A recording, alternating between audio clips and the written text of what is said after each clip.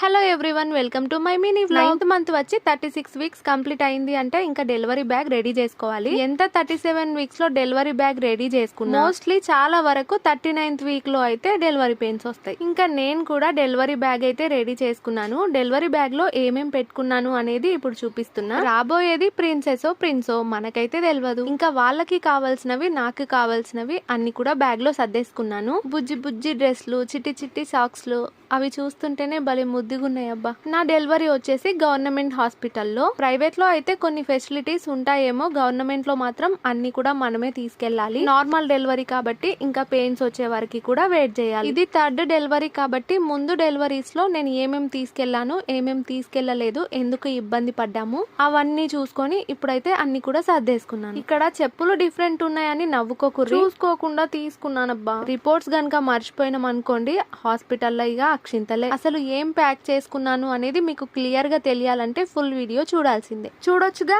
Bye.